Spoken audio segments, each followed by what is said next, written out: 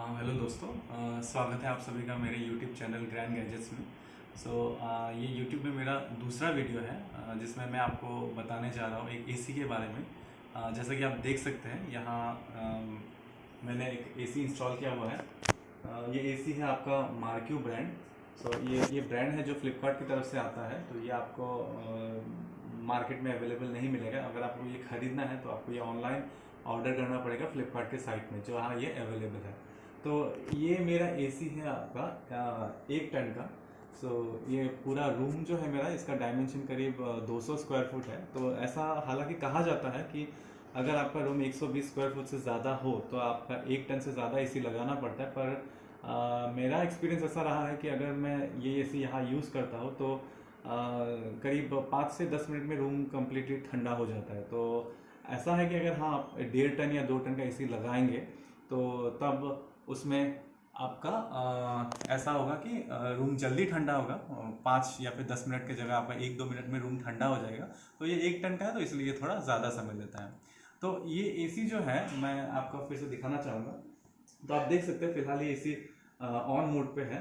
तो काफ़ी silent AC है जिसमें काफ़ी कम आवाज़ आता है। फिलहाल ये 18 डिग्री सेंटीग्रेड में चल रहा है। और आप इसके दाएं और बाएं तरफ देख सकते हो कुछ स्टिकर्स लगे हुए हैं। तो हालांकि कंपनी की तरफ से स्टिकर्स नहीं आते हैं, मैंने खुद से लगाया हुआ है। तो आप इसका डेकोरेशन आप अपने हिसाब से कर सकते हैं।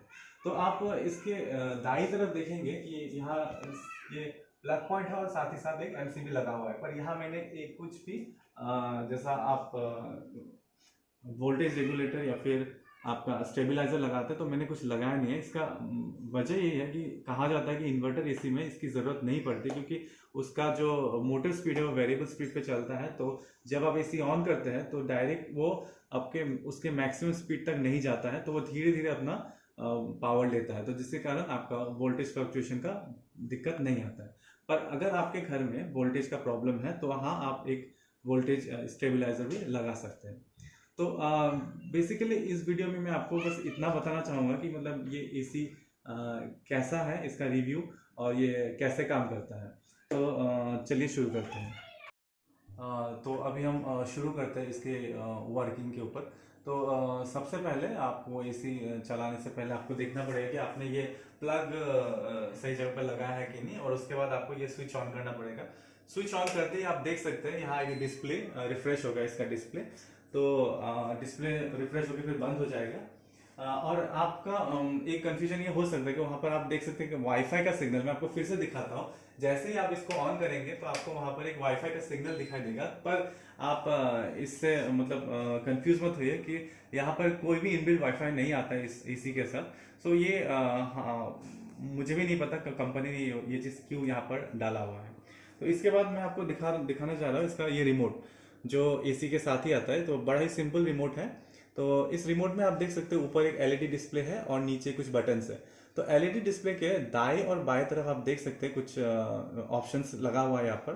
तो आप दाईं तरफ जो ऑप्शन है इसमें, उसमें लिखा हुआ है ऑटो कूल ड्राई और हीट, और सॉरी बाईं तरफ ऑटो कूल ड्राई और हीट, और दाईं तरफ आपका है फैन हाई मीडियम और लो। जो दाई तरफ आपका ऑप्शन है वो फैन के ऊपर है। तो हर एसी के अंदर एक फैन इनबिल्ट होता है जो आपका उसका ठंडा हवा कितने फोर्स पे वो ब्लो करेगा वो निर्धारित होता है। तो फैन का स्पीड आप यहाँ से चेंज कर सकते हैं, इसमें लो रख सकते हैं, मीडियम रख सकते हैं, हाई रख सकते हैं, या फिर आप उसको ऑटो मोड में भी डाल सकते हैं पूरे एसी को। तो ऑटो मोड में वो खुद ही टेम्परेचर सेंस करके अपने आप चलेगा, या फिर आप उसके अलग मोड को चूज कर सकते हैं जैसे कूल ड्राई और हीट।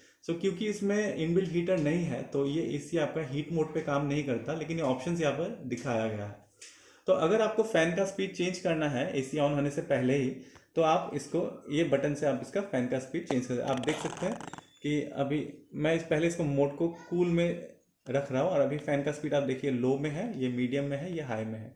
तो एसी ऑन करने से पहले ही आप सब कुछ यहाँ फिक्स करके फिर एसी को उस मोड पे डाल सकते हैं। या फिर दूसरा काम आप ये कर सकते हैं कि आप पहले अपना एसी ऑन कर ले और उसके बाद मोड चेंज कर ले। तो दोनों ही आपके कन्वीनियंस के ऊपर है। तो मैं अभी यहाँ हाई फैन मोड पे, कूल मोड पे और 18 डिग्री पे एसी को ऑन करने जा रहा हूँ। तो ये मैंने एसी को ऑन कर दिया। आप देख सकते हैं इसका जो एयर वेंट है वो धीरे धीरे खुल रहा है, और साथ ही साथ ऊपर डिस्प्ले में आपको 18 लिखा हुआ नजर आ रहा है। तो अब ये एसी शुरू हो गया है, पर अभी आपको इसका नॉइज़ बहुत ही हल्का मिलेगा। नॉइज़ धीरे धीरे इंक्रीज हो सकता है क्योंकि ये हाई मोड पे चल रहा है। तो अभी मैं आपको दिखाता हूँ कि बाकी जो बटन है उसका काम क्या है। जैसे आप देख सकते हैं यहाँ पर ऊपर दो बड़े बटन है टेम्परेचर का। सो एक है टेम्परेचर जो कम करने के लिए, घटाने के लिए, और दूसरा टेम्परेचर बढ़ाने के लिए। तो अगर मैं बढ़ाने वाला बटन दबाता हूँ तो यहाँ टेम्परेचर चेंज हो रहा है। जो डिस्प्ले आपका रिमोट के डिस्प्ले पे भी टेम्परेचर चेंज हो रहा है, और आप देख सकते हैं एसी में भी वही टेम्परेचर चेंज हो रहा है एक साथ। तो आप जितना रख सकते हैं आपके हिसाब से। सो अगर आपको आपके एसी में आपका सबसे कम बिजली का खपत आप चाहते हैं तो इसको इको मोड में डाल सकते हैं। सो इको मोड जनरली 24 डिग्री पे चलता है। और अगर आप कंफ्यूज है तो यहाँ आप देख सकते हैं इको बटन भी है। अगर आप इको बटन दबा देते हैं तो ये एसी अपने आप इको मोड पे चला जाएगा। तो इको मोड पे जाते ही आप देख सकते हैं डिस्प्ले में यहाँ लिखा हुआ आ जाएगा ECO।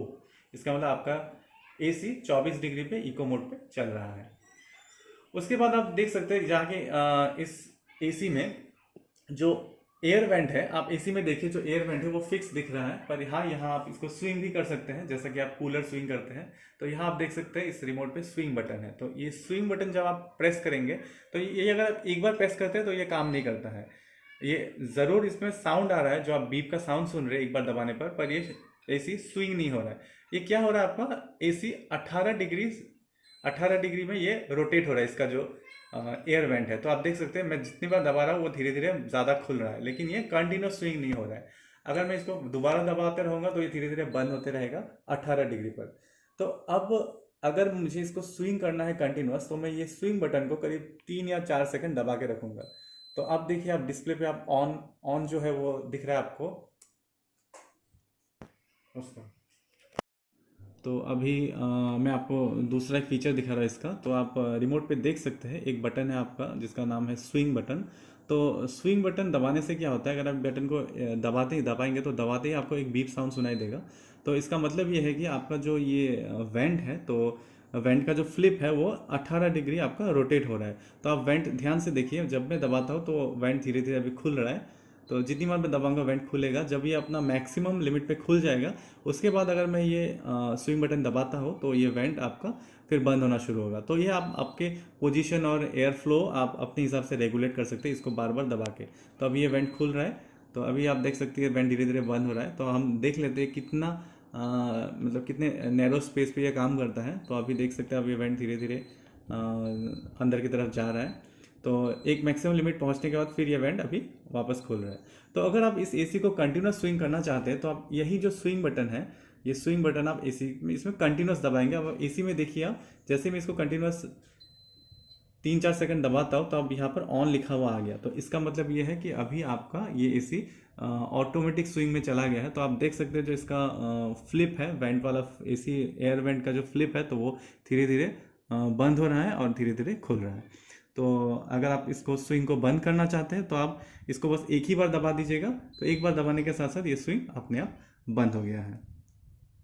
तो अभी हम आते हैं इसके दूसरे बटन्स की तरफ। सो यहाँ आप देख सकते हैं हमारा एक बटन है जिसका नाम है टाइमर ऑन, और उसके नीचे एक बटन है timer of. So timer on timer off button का काम ये है कि आप इसको इसका टाइम सेट कर सकते हैं। जैसे ये 00 आवर दिखा रहा है तो ये हाफ आवर, ये 1 घंटा, ये आपका फिर 1.5 घंटा, 2 घंटा। तो ऐसे आप इंक्रीज़ कर सकते हैं इसका टाइम। और जब आपका ये 10 तक चला जाएगा उसके बाद 1-1 घंटा ये इंक्रीज़ हो जाएगा।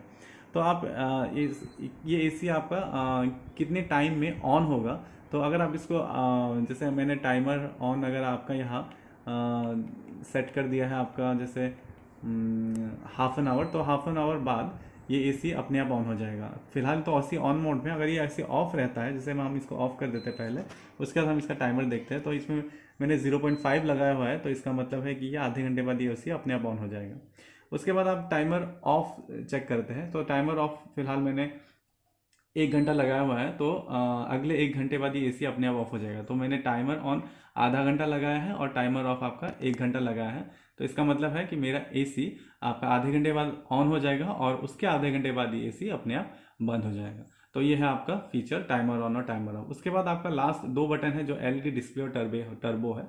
तो जब हम इस एसी को ऑन करते हैं तो आप देख सकते हैं कि हाँ आपका एक डिस्प्ले है, छोटा सा डिस्प्ले, जहाँ पर आपको टेम्परेचर मिलता है और या इसका कुछ फीचर्स जो है यहाँ पर ऑन ऑफ वगैरह ये दिखाता है। तो ये डिस्प्ले अभी दिखने में काफ़ी हल्का है, लेकिन जब आप रात को लाइट सभी बंद करेंगे, सोने के लिए जाएंगे अपने बिस्तर पे, तो आपको यही डिस्प्ले काफ़ी हैवी लगेगा, जिससे आपका पूरा रूम इल्यूमिनेट हो जाएगा। तो अगर आपको थोड़े से रोशनी में सोने में दिक्कत है, तो आप ये जो एलईडी डिस्प्ले है, ये बटन दबा के इस एलईडी डिस्प्ले को बंद कर सकते हैं, जिसपे आपका एसी कंप्लीटली वैसे ही काम करेगा, लेकिन इसका डिस्प्ले नहीं रहेगा।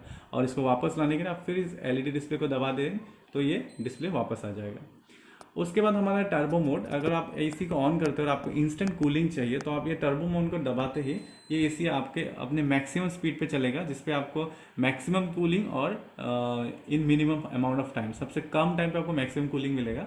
तो ये टर्बो मोड कुछ नहीं है, ये बस है कि ये एसी अब कूल मोड पे चला जाता है, मिनिमम टेम्परेचर पे आ जाता है, और साथ ही साथ इसका फैन स्पीड भी हाई पे चलता है।